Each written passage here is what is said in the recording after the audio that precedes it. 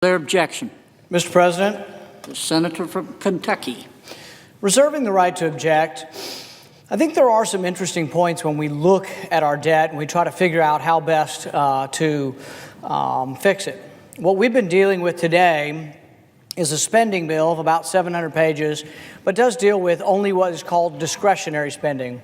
This is military and non-military spending, and it's about a third of what we spend overall. The other 2/3 is called entitlement spending or mandatory spending.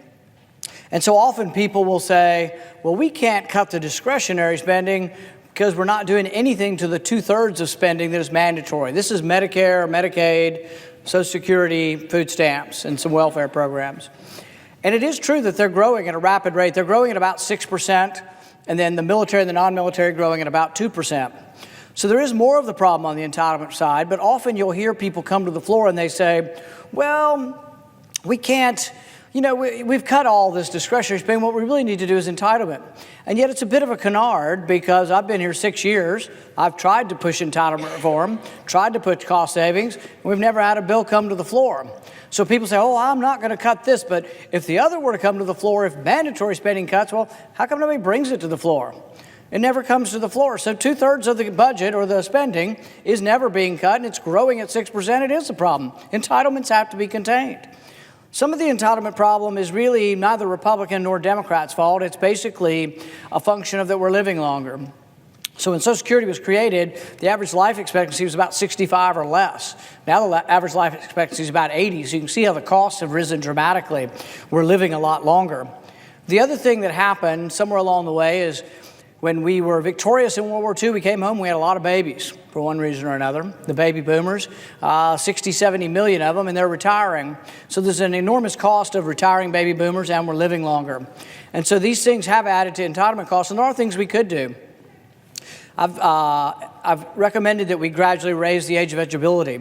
And people say, oh, you don't want people to get their Social Security at 65. Well, it's already 67, actually. Or Medicare. The problem is if we leave things as is, Medicare is about $35 trillion short, and Social Security is about $7 trillion short. So you got $7 trillion short in Social Security and 35 in Medicare. You do have to do something about the entitlements. But, the same grievance I have for the process here is the same grievance I have for entitlement reform. I've been pushing for it for 6 years here. I've introduced bills that never get hearings. So the leadership on both sides, in fact, I've heard this before, they'll say, you can talk about it, but don't put it on paper. So many people are for entitlement reform until it comes to the specifics. You saw a little bit of this in the debate over Obamacare. Getting rid of any kind of entitlement or even lessening it or making it more cost effective, people freak out with that. So it is true, you have to look at entitlements. If we were to look at entitlements, it would take some pressure off of military spending. But I think it's also important with military spending to put it in perspective. We have doubled military spending since 9/11, 2001. We put a lot of money into the military. And then there's a question of what is national defense? Is defense having weapons to defend ourselves against attack, having troops and armaments and being able to defend and occasionally go to where the attackers are? Or is the job of the military to be involved in every civil war around the world? Currently, we're involved in at least 7 different wars. None of them have been voted on. Our founding fathers said that the executive branch was the most prone to war, and therefore they gave that power to Congress. And yet we haven't voted on any of the 7 wars we're involved with. 7 different wars around, at least. There have been people talking about authorizing war, and they want us to be involved legally somehow in 34 some odd countries. So really, we should have a more robust debate. We haven't been able to force a debate on whether or not we're at war for the last 7 years. I've been trying to get a vote on whether or not we are at war. We certainly appear to be at war. We're in Yemen, we're in Somalia, we're in Ethiopia, Djibouti, Niger, Iraq, Syria, Afghanistan. We're in a lot of different places, and yet the Senate has never voted on going to war. And you say, well, we're going after those people who attacked us on 9/11. Well, we killed those people. The people that we are now embattled with are sons and daughters of other people who might have the same ideology, but they're spread all across the world. We had a manned raid into Yemen not too long ago where we have not declared war. And when we had the manned raid, sadly, a Navy SEAL died and a bunch of people in a village died. And so we were told we got information to get the enemy. But you have to also look from the perspective of the people who live there. You say, oh, you would look from the perspective of our enemies? Well, no, you have to understand your adversary. You have to understand your enemy. You have to understand their response to it if you ever want to figure out a final solution or some kind of ending of a war. So you have to think about when the man raid came at night with night vision goggles to a small village. Let's say the people were bad people. Let's say they were terrorists and someday might have come here. Well, we killed them, but we also killed their wives and their children too. And I don't fault our soldiers. Our soldiers go in the middle of the night and they're given a command. It's not their soldiers' fault. It's ours for having an unclear mission or for sending them into an impossible mission. There is no clear-cut war. There's 3 or 4 different factions fighting in Yemen. And here's the point I've been making. The neoconservatives are histrionic about, oh, Iran is supporting the Houthi rebels. Well, on the other side are Sunni extremists who are supported by Saudi Arabia, which also supports Sunni extremism across the world. But there's also a third party in Yemen that is al-Qaeda in the Arab Peninsula. And my fear is that when you go in, you say, oh, the Iranian-backed Houthi rebels, we must kill them, and we're going to support the Sunnis from Saudi Arabia. You have to ask yourself, well, what about al-Qaeda? Do they get stronger or weaker? Here's my fear. We go into a civil war that nobody in America knows about, nobody can know up from down on, and we decide to get involved. What if the end result is chaos? What if out of that chaos arises al-Qaeda? What if the end result of us getting involved in a civil war is they all kill each other, and we end up with a civil war in which al-Qaeda becomes stronger? Is there an objection to the request? The interesting thing about it is, as you look at the war in Yemen, is that when you... Is there objection to the request? Yes, I object. So the objection is heard. So as you look at the war in Yemen and you go back and forth and you say, what are the results of getting involved in the civil war? It may well be that al-Qaeda gets stronger. If you look at what happened in Syria, the neoconservatives, they went crazy and said, we should support the moderates in Syria that are fighting against Assad. Well, it turns out the moderates in Syria were al-Qaeda linked, ISIS-linked jihadists. In fact, one group that the neocons said we must give weapons to, turned out, as soon as they got anti-tank weapons from us, they said, this was a quote from one of the leaders, days after they got anti-tank weapons from us, they said, when we're done fighting Assad, not ISIS, Assad, we're going to attack Israel to take back the Golan Heights. We did this and we pumped millions of dollars and hundreds of tons of weapons into Syria, and it didn't work. And finally, actually, when we quit doing the funding and sending of weapons in is when actually the Kurds rose up with our help and actually did a much better job. So the thing is that there's a perpetual war crowd who ignores the Constitution, and they will say we should be at war everywhere and we don't need to vote on it. One, that's a terrible insult to our forefathers and a terrible insult to the founding fathers. But as you look at this and you look at the debate, it's also incredibly draining to the Treasury and often has unintended consequences. So as we got involved in the Syrian civil war, the moderate, so-called moderates, many of them jihadists, many of them al-Qaeda, the fiercest fighters actually were more al-Qaeda linked, al-Nusra, they began pushing back on Assad, and you had sort of a chaos. Guess who arose in the chaos there? ISIS. So really, ISIS became a result of, or at least accentuated by our intervention in Syria. And then we had to go back in and fight ISIS. So here's a scenario that could happen in Yemen. We decide that we're going to go into Yemen and we're going to support the Sunni extremists that the Saudis are for against the Houthi extremists that Iran is for. But in the chaos, perhaps al-Qaeda rises again and we have to get more heavily involved. So I think there's no end to the sort of idea that we are going to kill a terrorist group in the middle of the desert in Yemen and that somehow there won't be more. I'll give you an example of how sometimes what we get involved with actually backfires and actually causes more terrorists to arise. So we've been feeding the Saudi planes bombs. We probably sold them the bombers as well, but we've been feeding the bombs, we've been helping them with targeting, and it turns out they've been targeting civilians. And so they targeted a funeral procession. The Saudi bombs that we gave them, we paid for, we gave them, they may have paid for them indirectly, but the Saudi bombs that are U.S. bombs, they ended up bombing in Yemen a funeral procession and killing about 150 people that were unarmed and wounding 500. And so you say, oh, well, I don't care what they think. I don't care what their response is. Well, think about what their response might be and then decide whether you care. And I'm not saying I'm sympathetic to the people. I don't know the people enough to be sympathetic or not, but I am aware of their response to being bombed in a funeral procession.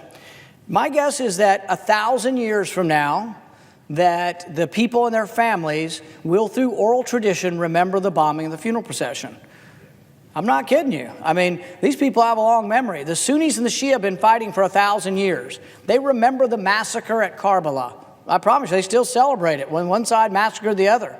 And that was like, at least 500-600 years ago, maybe more. And so there's a long memory going on in this, and we have to decide whether it is more beneficial to kill one of them than it is to the result of having 10 new terrorists created by that. And the thing is, they're everywhere. And there's a branch of Islam that is radical and that does wish our demise and wish us harm. But we have to decide what the best way of containing this is, what's the best way of defending our country. And if you look at it, what I think you'll find is that there have been a great deal of unintended consequences.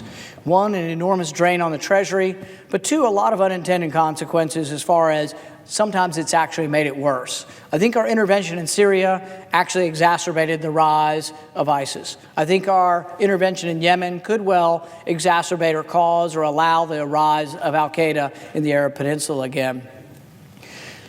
It's confusing when you ask, what do the soldiers want? The only soldiers that are allowed to speak are the ones at the very top or those who are retired. Even at the very top, most generals who are still active can't give a full opinion. They may give it to the administration, but typically not like on television or to the public. But the average soldier really is never asked for his or her opinion. And I understand that. I understand the role of the order of the military, and you have to take orders. But the interesting thing is, as you meet the average soldier, and I promise you this is true, and if people were able to do this and we were able to actually take a poll of thousands and thousands of ordinary soldiers, I think if you ask them, do we still have a purpose in Afghanistan? Are you ready for another deployment? You've been on 6 deployments to Afghanistan. Are you excited about the next deployment because freedom is going to ring out in Afghanistan? They're going to be a great self-sufficient country, and we will have won the war. I think most of the soldiers who have been there will actually tell you the opposite. And I've met dozens and dozens and dozens of these soldiers who have come home and actually are unclear now what our motives are. They're unclear what our goal is. They're unclear what the end result is. We had 2 undersecretaries recently into the Senate Foreign Relations Committee. One was Undersecretary of Defense and another Undersecretary of State. And so one of the senators asked them, how many Taliban are they? How many people are we fighting? Seems like a pretty honest question. And he said, you don't have to tell me the exact number, tell me about how many we're fighting. Neither one of them knew.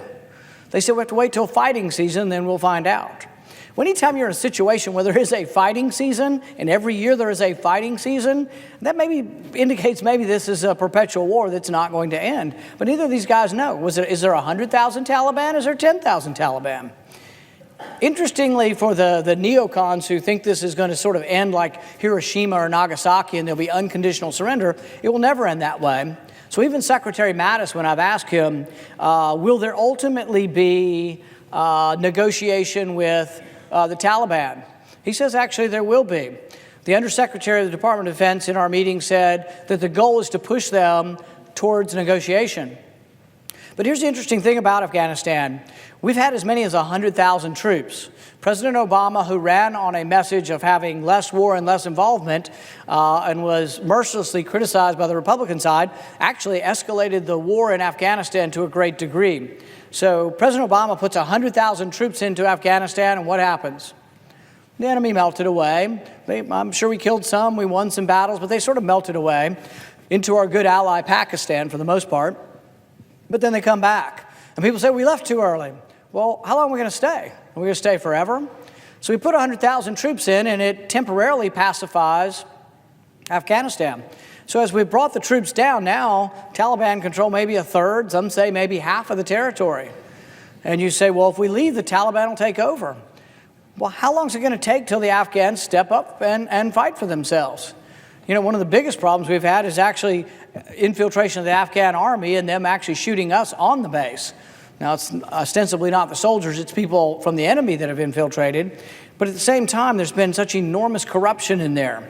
When Karzai ruled Afghanistan, his brother was accused of being in the drug trade. My good friend Thomas Massey from the House of Representatives often says, we spent $8 billion eradicating their poppy crop. You know, that poppy's the plant they make heroin out of. They had their best crop last year. So something's not working. And he often comments that for $8 billion, he could buy a lot of Roundup and probably do a better job. But the thing is that we aren't doing a very good job. The mission doesn't seem to have the purpose that it once had. And look, if I would have been here, I would have voted to go there after 9/11. We needed to disrupt the terrorist networks. We needed to punish them. And we needed to make sure they couldn't attack us again. So it was a noble endeavor. But there has to be an end. So when we say that, I think part of our problem is we're unsure how to define victory, so we never can have it. You know, there was a proposal to have a big military parade, and many of my friends who have served in the military were, a little bit worried about that because the image has been somewhat an image we've seen more in, totalitarian governments than in our own. We really haven't had a habit of it. But I was looking at a story and it said we did have a big parade after we won the first Iraq War, and the troops did parade through. And I'm not, completely against having a parade necessarily, but my suggestion was this. Why don't we bring the 14,000 troops home from Afghanistan, declare victory, and have a parade? Because then there really would be something to celebrate, bringing those 14,000 troops home. I think if we were involved in less war, we could pay our troops better. We have an enormous amount of veterans retiring from 15, 16 years. We've never been at war constantly for 16 years. And so we have a lot of veterans have been wounded. And so to take care of them is going to take enormous resources, and all of us want to provide those resources. But the thing is if we continue in sort of this perpetual war mode, are we eventually going to run out of money where we can't even take care of our own veterans? And so really what we're looking at tonight is we're looking at $1 trillion deficit. And I do think that deficit really, it does threaten our national security.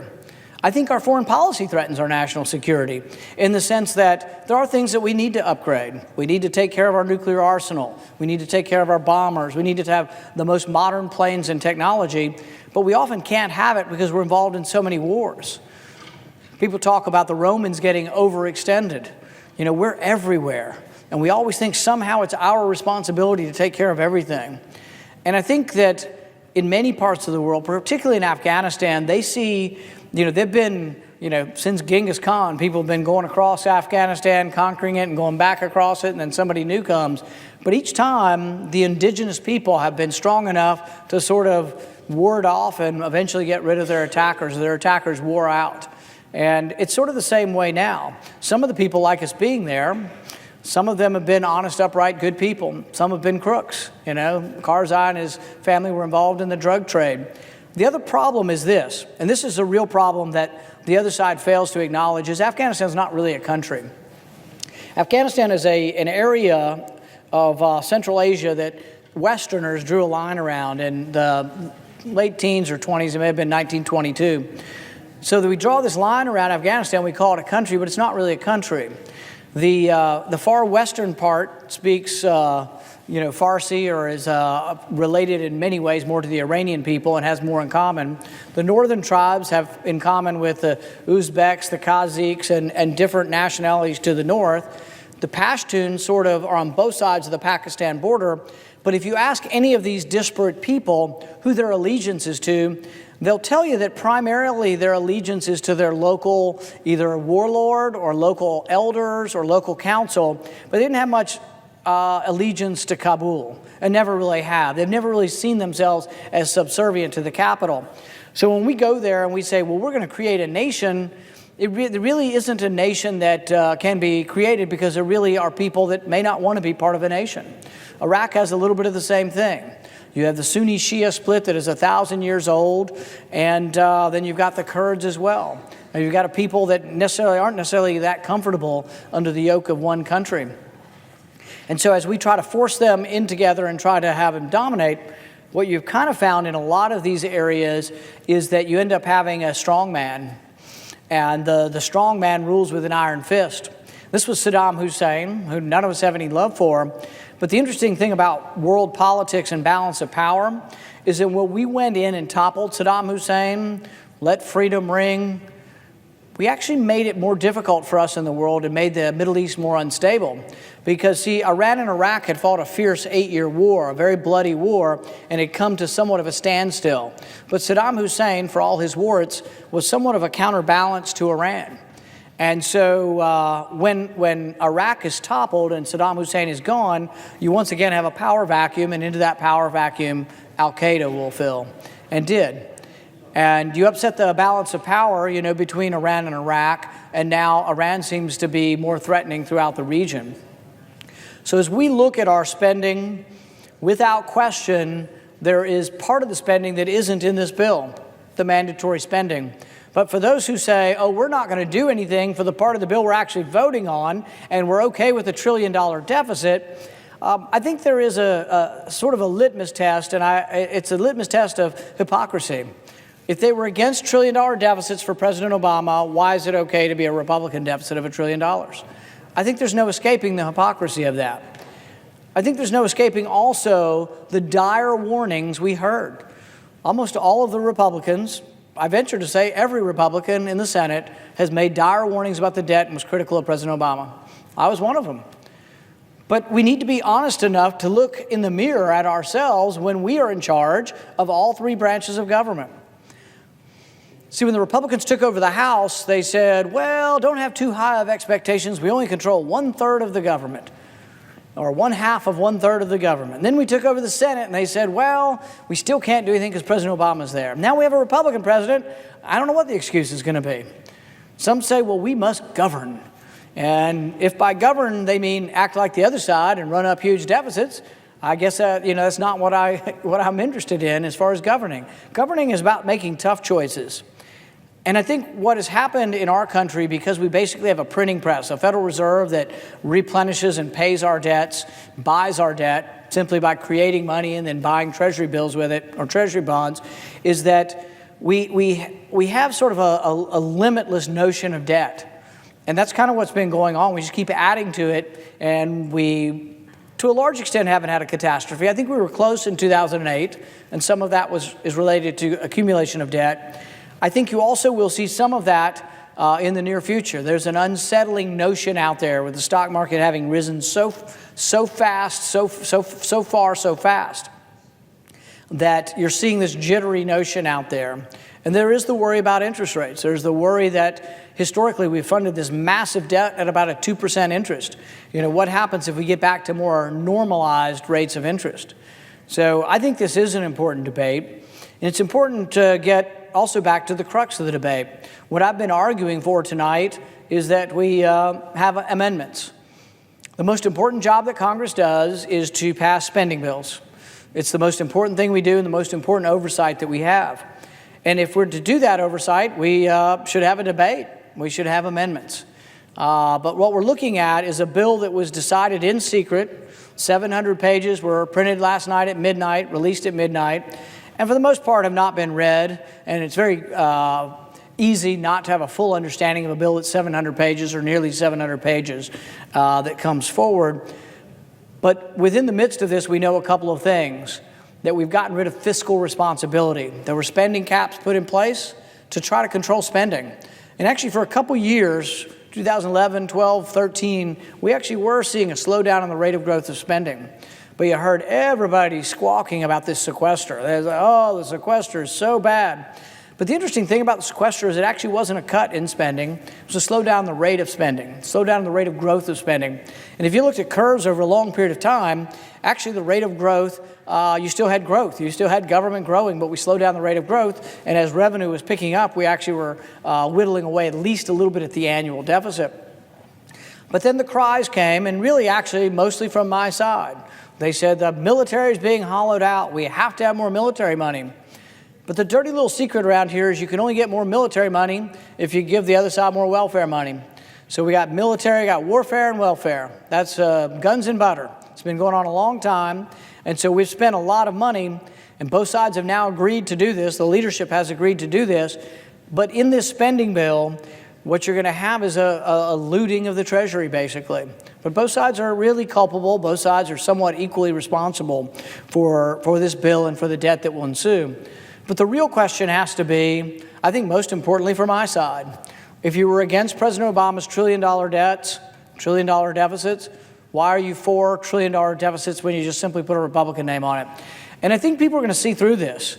I think people will see, and you're already seeing some of the clips in the media putting forward the comments in 2010 and 11 about President Obama's debt. And these are comments coming from Republicans who are now for this bill. And as they say in some parts of the country, they got some explaining to do. And that's the question. I mean, are people going to look at this and say, my goodness, is everybody up there just a partisan politician that all they care about is party? And that the debt's bad when it's a Republican debt, but then it's not bad when it's a Republican. I mean, it's bad when it's a Democrat debt, and it's not bad when it's a Republican debt. That's sort of what we're facing. And so my recommendation is that we really look long and hard at this.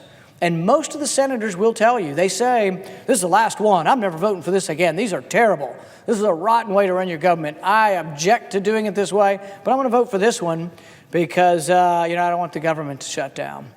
And while I don't want the government to shut down, I also don't want to keep it open if we're not going to reform it. So it's really damned if you do, damned if you don't. But we could have done better. We could have moved forward with a responsible spending package that had amendments that we could all offer on the floor, an open amendment process and a debate. But we chose not to go that way, and that's why we're here. Some will say, oh, you're responsible for this. It's all your fault. Well, if I'm responsible for drawing attention to the debt, so be it. Somebody has to do it. I didn't come up here to be part of somebody's club. I didn't come up here to be liked. I didn't come up here to just say, hey, guys, I want to be part of the club, so I'm going to always vote with whatever you tell me to do. I've often voted with Democrats. I've often voted with Republicans. I have bills, I probably have 24 bills that I've co-sponsored with Democrats, but I'm also seen as one of the most conservative members of the Senate. So I think there is a way you can have bipartisanship, but bipartisanship doesn't mean you have to give up on everything you believe in. And that's sort of what this spending bill is it's a bipartisan spending bill that gives up on everything that Republicans ostensibly believe in as far as deficit, debt, and spending. So I will vote against this bill. I will continue to advocate that if they want to vote earlier, they can vote earlier, as long as I get a vote on an amendment where we would have an open debate and an explicit vote that says, are you for or against breaking the spending caps that we put in place? Thank you, Mr. President.